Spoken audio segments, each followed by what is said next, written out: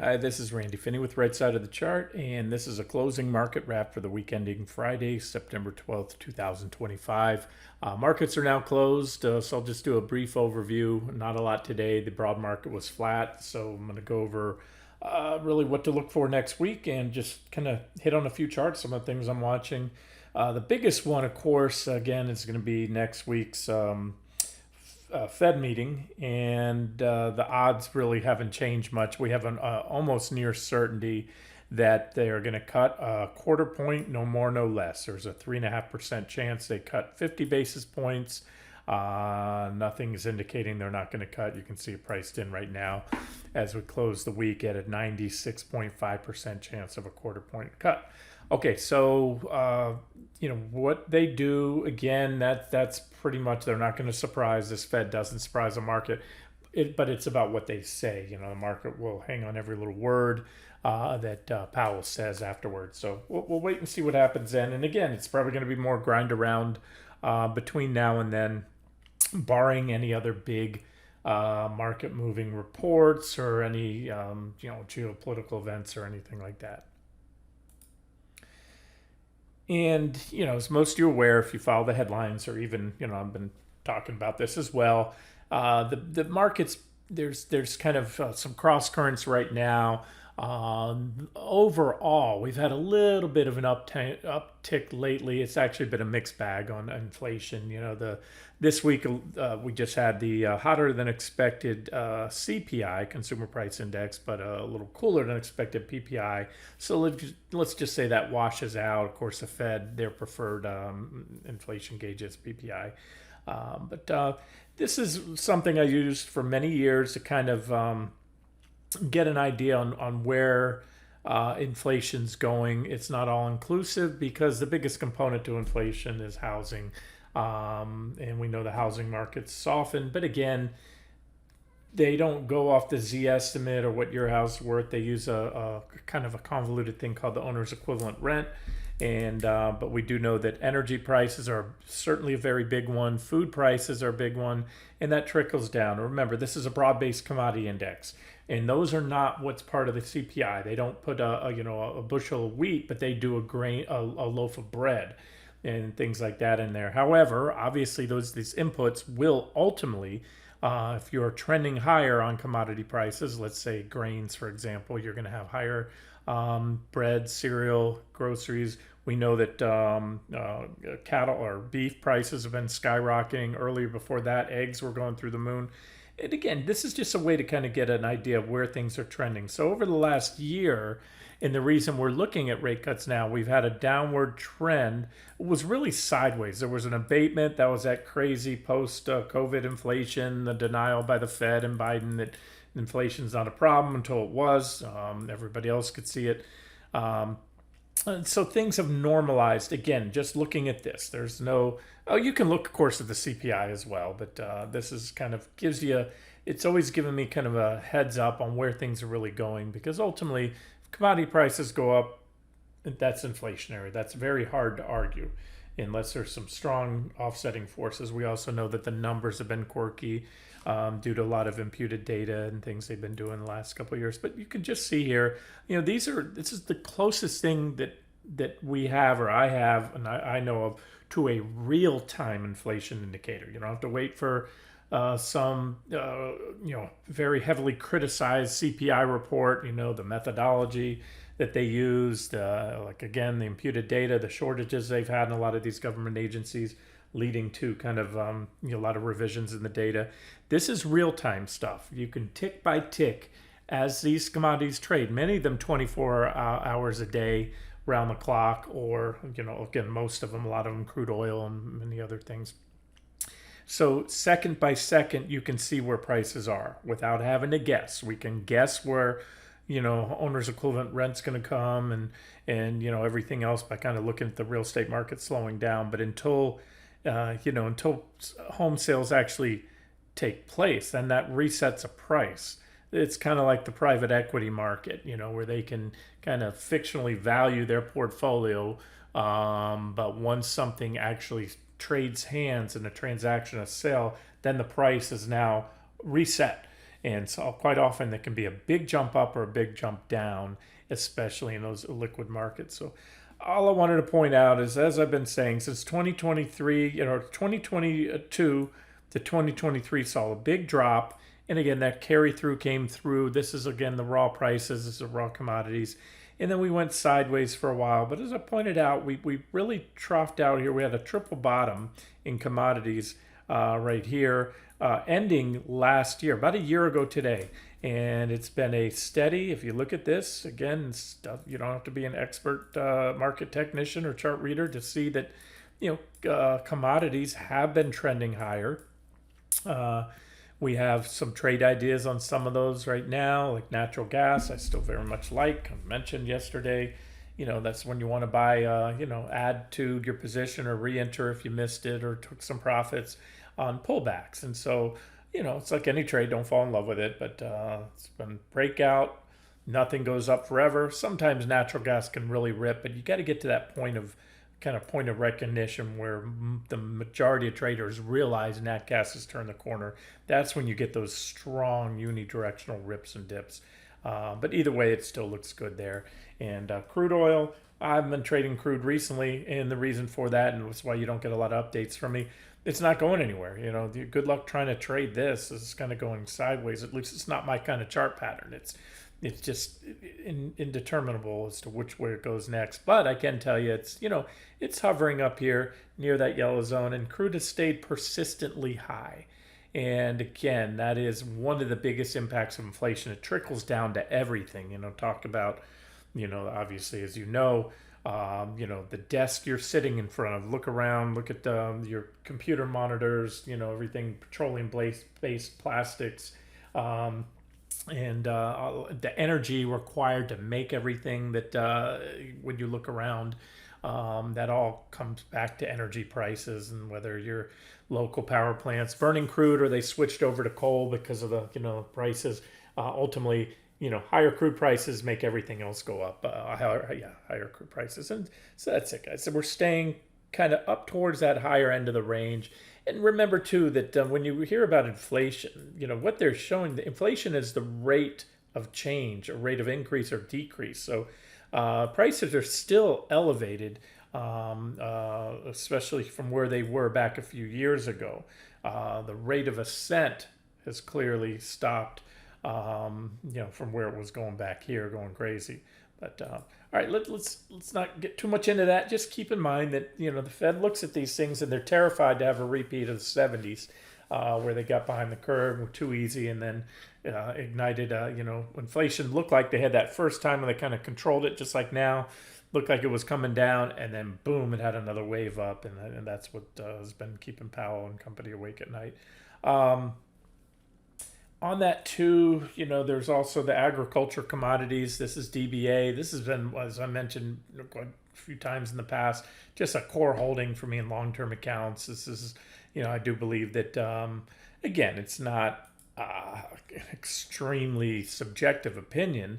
I can look at the chart and tell you that commodities troughed and it ended a bear market, especially ag commodities, when COVID hit, and by every single metric and technical analysis and just general charting, this is a uptrend. We're in an uptrend, which is now we're almost 5 years into it. So clearly a new bull market. Now we pull back, then I'll be talking about it here as an objective buy point. If we just keep going up, then ultimately that's where I see us going in the coming years, is up in commodities. And again, that is of course that is an inflationary thing right there. There's other things in the CPI and other things that lead to inflation, but this is one of them. And the ones that I've talked about recently, the three big grains that have been thrown out as trade ideas, kind of sister trades, are corn, wheat, and soybeans. Those are the big ones. Again, there's other ones. And, they're still constructive, very constructive charts. Corn coming off that most recent divergent low, breaking out above that bullish falling wedge, moving higher. Same thing with soybeans, and wheat still looks primed to go. Soybeans, as I mentioned, broke out, hit my first target there, hit my first target again, probably going to hit it again. But all I can tell you is if and when that target's taken out, That's going to be a pretty big level. It's resistance. We've been basing here. This looks to me like a basing pattern that if we pop it, could probably be a relatively swift move up to those at least T4, maybe all these targets here. And then there's wheat, and wheat tends to follow the other ones ultimately because, again, they're competing grains. You know, like I've always said, you go in your favorite Mexican restaurant, you order the fajitas, they're going to ask you if you want the corn or the wheat tortillas, right? Because you can pretty much make, you know, a loaf of bread or tortillas out of it. So you're only going to see corn go so high without wheat coming up. Sometimes wheat goes first, then corn. And again, at the end of the day, it's just a constructive chart. This is the it's running kind of like QQQ, which had our stop yesterday. I told you I'd suspended and then reinstated, and so we closed above the 580, and that one's closed out.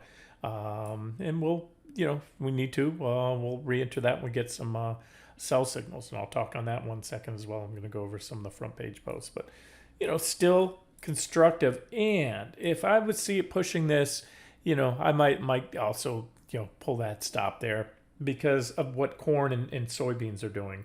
Again, you're only going to see that divergence between the two so long, go on for so long. So my point is, if in other words, if wheat does this, a little punch down there, does that, and then goes and breaks out of that downtrend line, but all the while it drops down there, corn continues to run up. Again, you're just not going to see those wheat go down too much. Now, corn can start to do this, and yeah, and then wheat can go on and make another low, and so could corn. But as of now, constructive right there. And let me cover a couple other things for you here. Okay, I'm going to go over a couple questions here on the site in the comments and some of my replies and a chart. You know, somebody asked for an update on the VIX. I want to get to that for sure.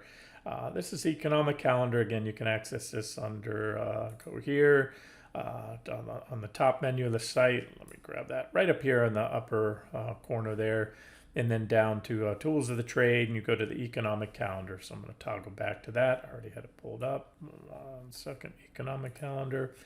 And let's see here, where are we looking at right now? We're at this week here, yep. And we're going to go over to next week.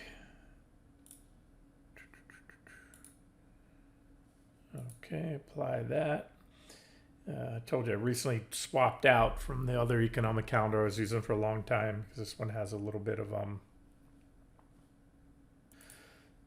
benefits the fact that you can click on a lot of the data there. Here, let me apply the whole week here. You can click on a lot of the on all the reports and actually pull charts up, which is kind of cool to see the trending, how things are trending. So for next week, let's look at the 3-star things. We have 2 and 3-star. We have retail sales on Tuesday morning, 8:30. You can see that. You have what else there? Retail sales. Yep. That's the big one. Wednesday, we're going to have building permits, housing starts, crude inventories, and then the big FOMC statement. Remember, that comes out at 2 p.m. Then Powell will come on and do his dog and pony show starting at 2:30. And so you're going to have noise that day. And again, like I said, this thing could go either way. So let's see what they say and do.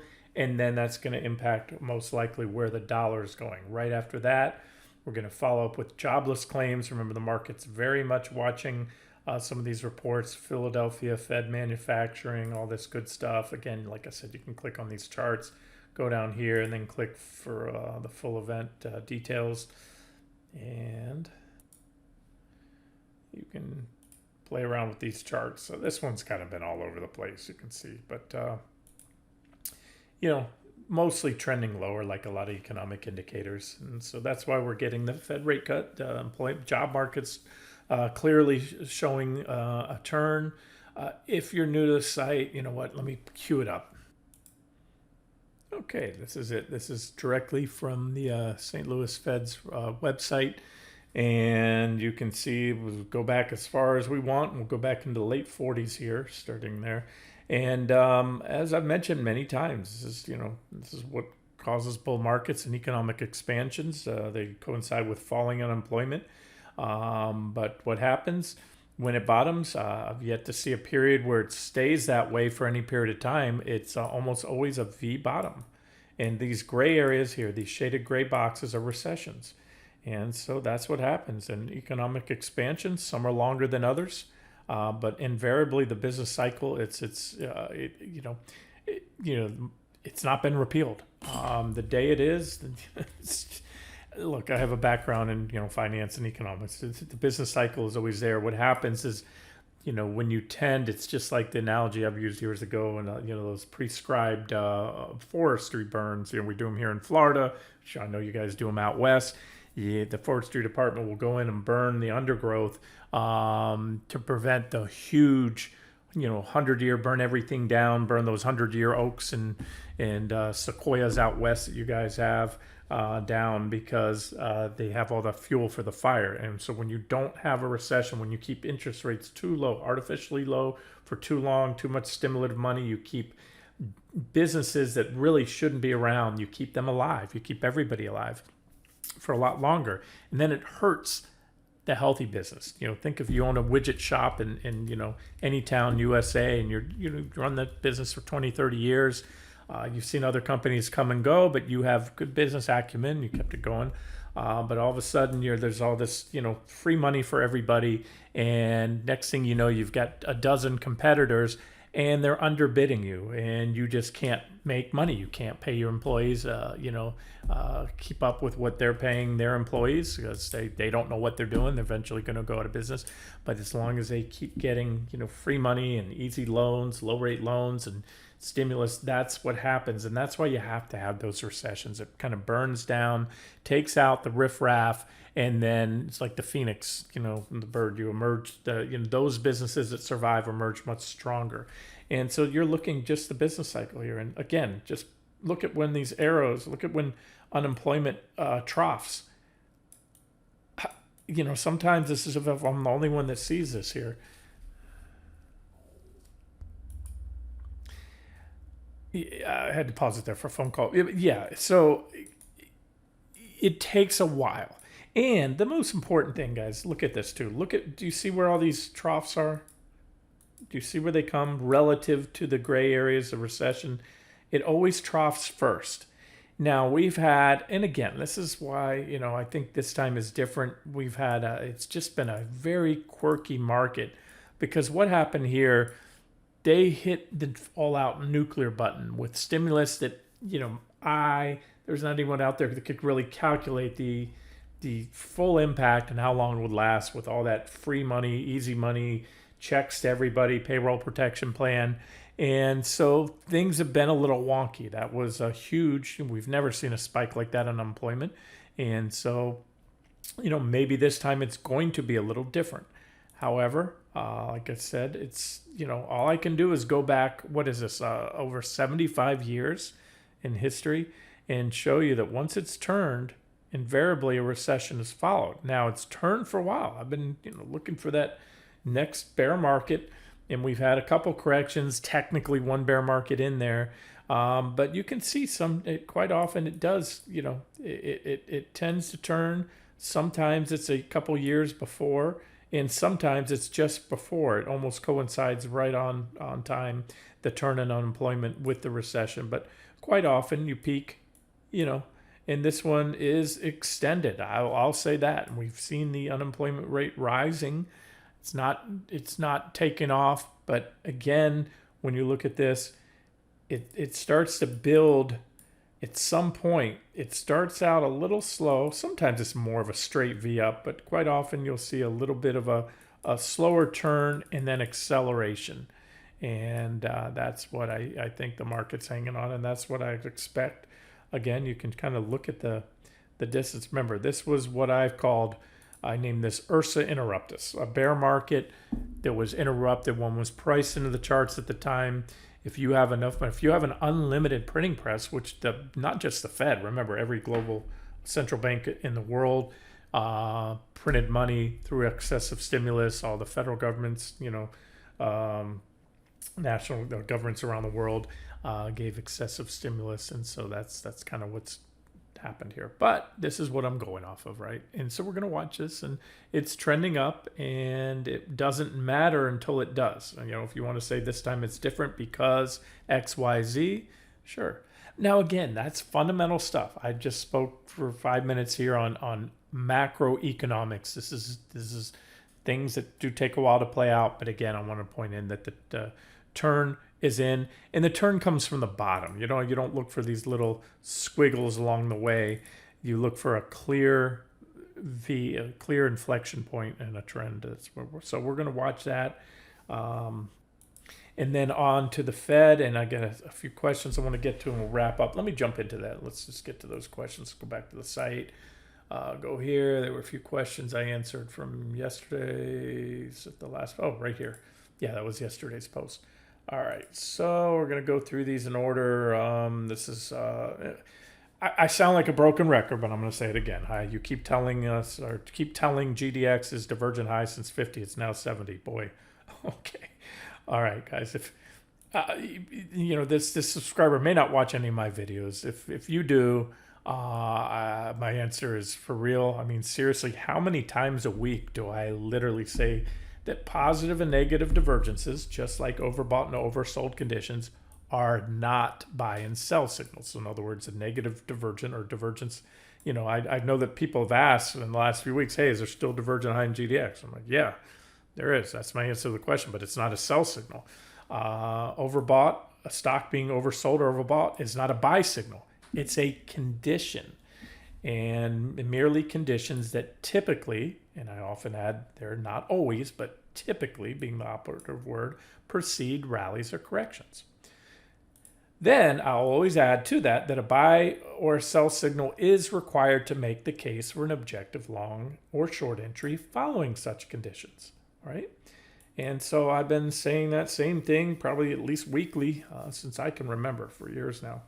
All right, so gold and GDX have not broken below any trend lines, and I'm talking in recent weeks. They've all broke out. Gold broke between that out of that trading range it had, that sideways trading range, and has not provided any sell signals now for weeks, nor has GDX. However, I just did go over that in yesterday's video. So those will be sell signals. Whether they play out or not, that'll be yet to be seen. There's no guarantee, but GDX, like I said, has gone near parabolic.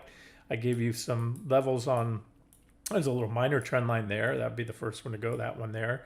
You could also get sell signals in the form of candlestick reversal patterns. It doesn't have to be a break of horizontal support or resistance or a trend line or a moving average, like I mentioned there. We're well above all the moving averages. If you're waiting for a break of the moving averages, well, you're going to miss, GDX has to drop. And it doesn't behave as well to the 200s as most equities do. But just to get back to the 200s, you have to fall about almost 30%. However, if you watch the leaders, this is Newmont. This would be a sell signal. And does it guarantee it's going to go down? No. Does it give you favorable odds that you're going to have not just a little dip to buy? And what I said in that reply, I'll get back to it. You're going to need to see gold break down as well. You can have Newmont break down. It's the biggest mining stock. But if gold happens at the same time hit trend line support or price support when they step in and buy it, well, that breakdown's probably going to fail. All right. But that's a nice clean setup. I have alerts set on that. I went over these AEM, WPM. They're all doing the same thing. They've got these nice little trend lines. So that, my friend, would be a sell signal. The divergence, we had the divergence here, and it played out for a correction. That was 2 months, a month and a half of down and then sideways action. That was a divergent high on Wheaton, WPM, and again, it was a 13% drop. I think anybody who was in the stock would have felt a little pain on a 13% give back. So again, that's not as if that divergent high. Now, that wasn't, just because it was a divergent high, that wasn't really a sell. So, yeah, there was. Yes, you could see it right here. And I wasn't trading Wheaton at the time. I didn't highlight this at the time. But see that little nice clean up trend line? And what you do there is you go to a 60-minute chart. And that's where you can get, kind of get a jump on a lot of these patterns. There it is right there. It's nice and clean. And, yes, so to answer that, well, it wasn't a question. It was a statement. But, again, a statement that was, divergent high. You've had divergence building for a long time, and each time you're getting these little shots across the bow corrections.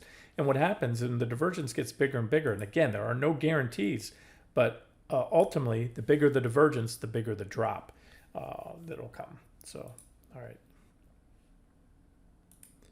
Okay, so that's there. And again, that's the big one. Gold and GDX haven't broken below any trend lines, bearish chart patterns, horizontal support levels, key moving averages, etc. in a while. But I did cover some of those trend lines of GDX, which I just did again, and a few of the largest mining stocks. And we'll need to see those break down. We'll also need to see gold break down. And yeah, like I said, gold, of course, they're going to follow the leader. And gold, you can see here, has a comparable, very similar uptrend line right there. There it is on the daily. You want to sharpen your pencil and put it on the 60. Yeah, you've got it a little bit, about right there-ish. And got a little period of consolidation. Now, the reason I'm doing this is it's all about the dollar. And again, what Powell says and does next week and how the market reacts afterwards. This is what I still... Okay, I just noticed as I resumed the video, last time I paused, I didn't click the resume button. So I don't know where I was at on it. I'm just going to tell you that this is the euro, that the ECB sat tight yesterday. They didn't make any change to rates. And that the euro is 57.6% weighting in the dollar index. So where this goes, this is the euro US dollar pair. So we'll see where this goes after the Federal Reserve rate decision, the quarter point cut we're going to get next week. And then I think I was already, I'm not sure if this is where I stopped before, but the dollar, remember, has been in this multi-year trading range, put in this low at support.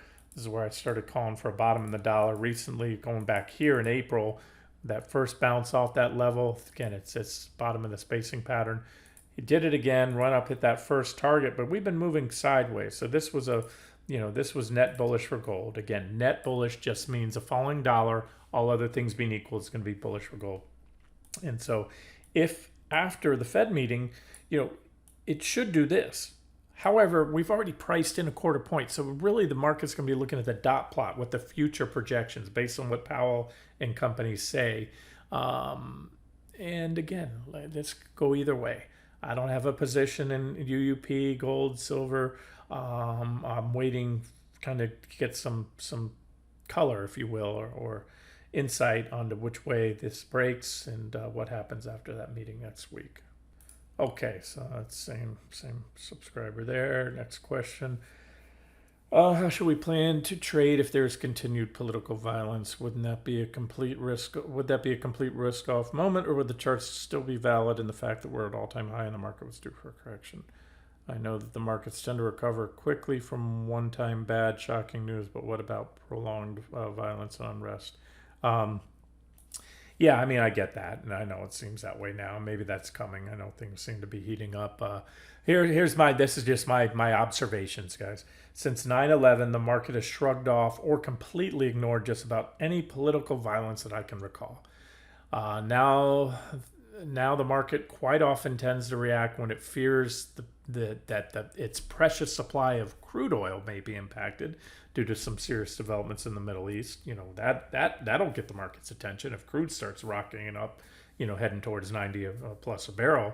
Throws a fit then. It cares about oil, but it doesn't care about just about anything. I can tell you time and time again. I only listed a handful here of recent ones, but so short of an assassination on the president, not even an attempt. I mean, we already had like I said, a failed attempt assassination attempt on Trump, even though he wasn't president at the time, but shot in the ear. They stormed the Capitol building. You look back, that was a non-event to the markets. The markets don't care about this stuff, at least not these one-off events. And I'm like I said, I'm not trying to be callous to any of this. I feel horrible about that Kirk fellow that got shot yesterday. I didn't really know who he was before then, but I guess a lot of people did, and it's just awful when anybody is shot just because they, other people don't agree with what they're saying. This whole country was founded on free speech, and we're going crazy. A lot of people in this country is just all these shootings. It's just making me sick. Especially I've got two kids in college, and they're trying to process all this, and trying to tell them, hey, it's a crazy world. But anywho, let's not go there. I'm just trying to tell you that bottom line is, I'm also not. This is not to say that one of those things, you know, I meant to say will not matter at that point. Maybe they or will matter at that point. Some point it might.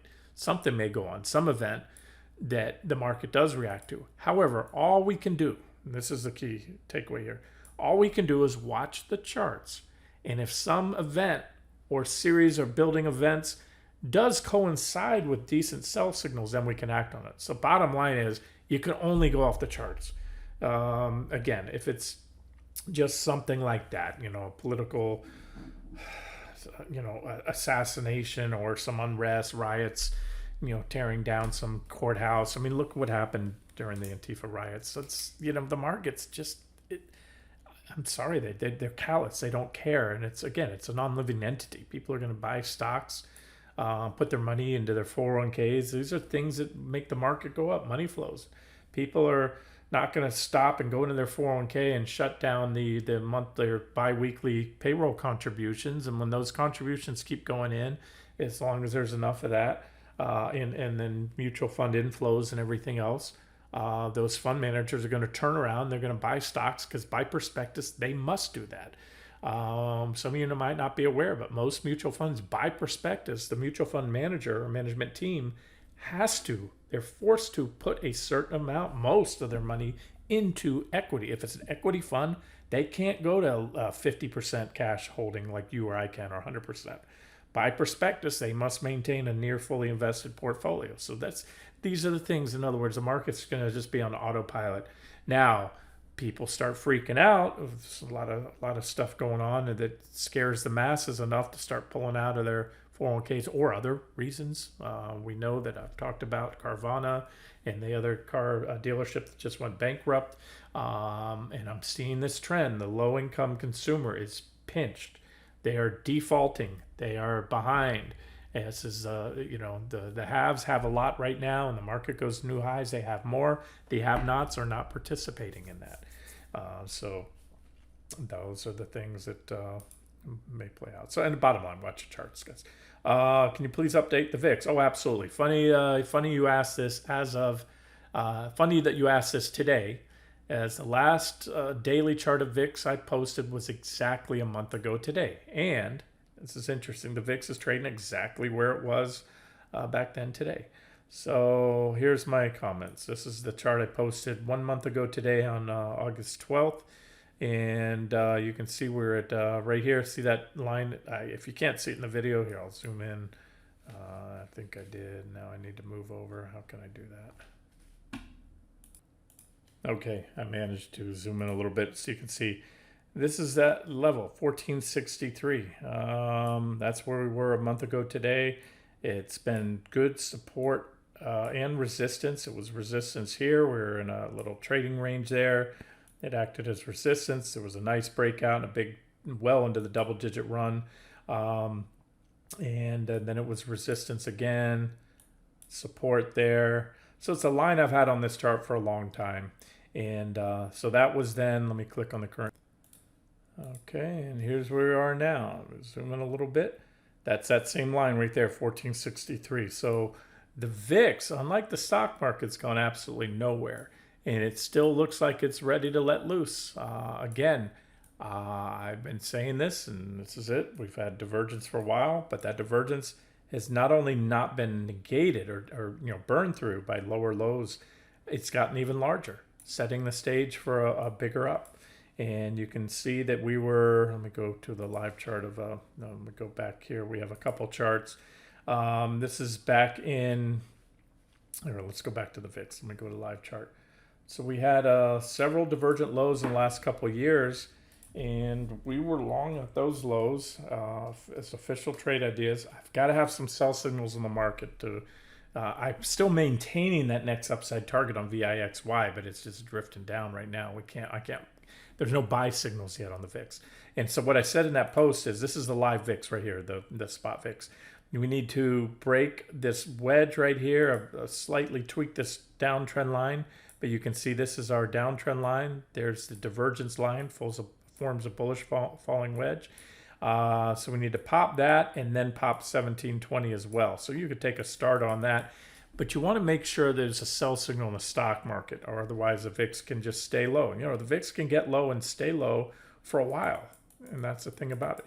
And if you're in the spot VIX, which you can't be, unfortunately, you're not losing any money, but you can't buy this. This is the spot VIX. It's a theoretical index. You can look at the methodology. You can only buy the futures on this index, and that's different months, just like the stock market. You can buy the near month, the next month out.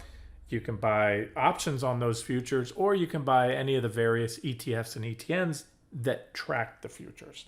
So I've given for you, those of you that don't trade futures, there's other ones out there, but VIXY we used. And there's been, as you can see, 1, 2 big, triple digit moves in the last few years on the VIX. What did they have in common? They had a divergent low. You can see here, this is the live chart. Now, again, it's making new lows while the VIX itself is not, as I pointed out, because I've told you can't, this is not a buy and hold vehicle. It's going to have decay over time due to the fact that it's rolling futures, it has expenses, fees, and so unfortunately, you don't have another option there. But you had the bullish falling wedge there. So nice, clean, bullish falling wedge. I shared that one with you before it broke out. Went up, hit my final target there. Then again, added as an official trade idea right here. Once again, before it broke out. So we were able to get in front of it. Hit that T1, able to take some profits. Pull back, I gave you those with a buyback zone. Went up, hit my second target. So you could either short or get out, buy back in, and juice the gains there. Had another pullback. I gave you a pullback target then, just like that coincided with that reshorting zone for QQQ, if you recall. I addressed that yesterday.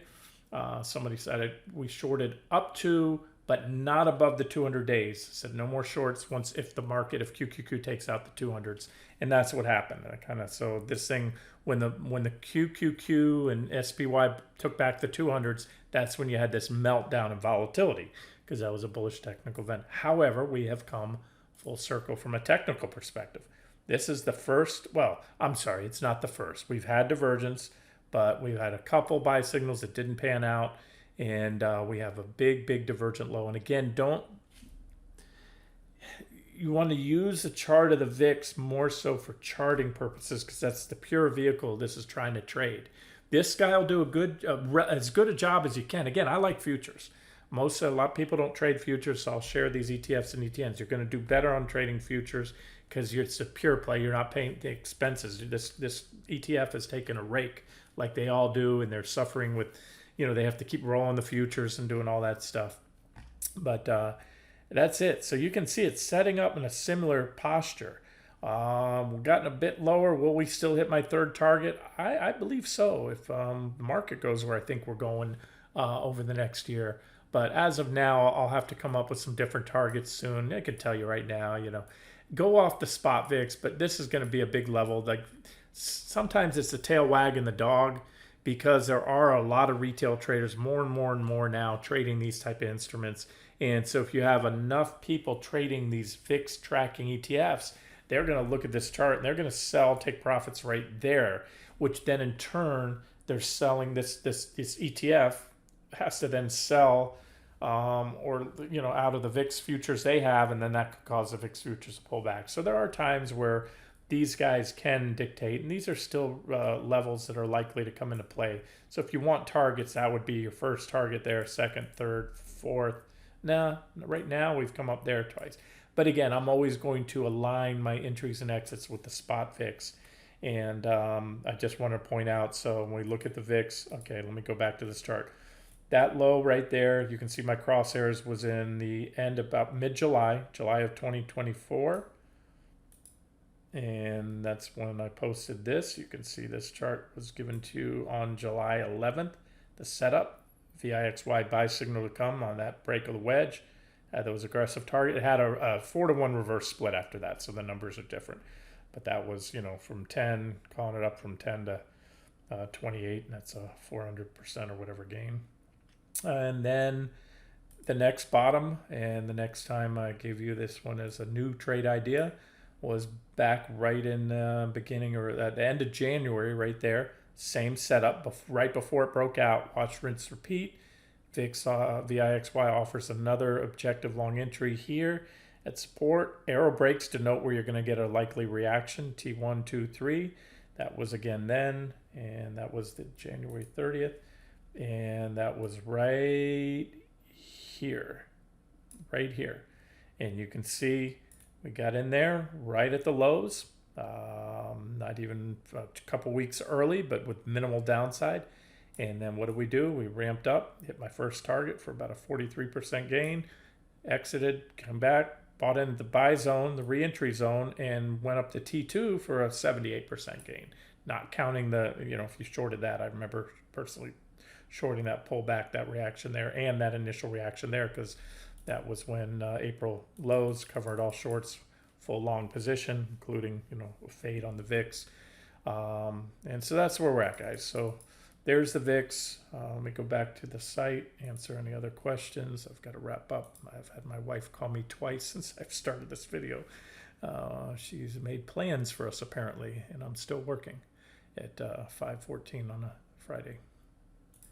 Okay, just want to make sure I've answered every question. Trade idea was given a quick QQQ quick move down to 580 at 584, but it went to 588. I'm not sure what that means. It was given a quick move down to 580.